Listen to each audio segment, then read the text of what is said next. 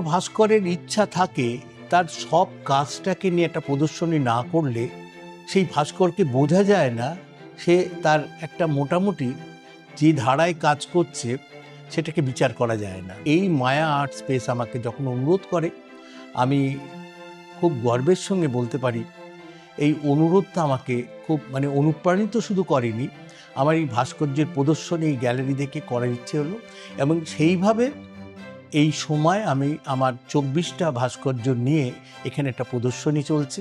যারা ভাস্কর্য ভালোবাসেন, শিল্প ভালোবাসেন, তারা যদি এটা 8 তারিখ থেকে 8ই নভেম্বর থেকে 16ই নভেম্বর এটা চলছে, আপনাদের অনুরোধ করব যারা কলকাতায় বা আশেপাশে থাকেন তারা যদি একটু সময় পান, এরকম একটা ভাস্কর্যের এক্সিবিশন করেছি, আপনারা যদি দেখেন, কিছু ভালো লাগা আপনাদের তৈরি হয়, আমার কাছে এইটাই সবথেকে খুশির ব্যাপার। অসংখ্য ধন্যবাদ, নমস্কার।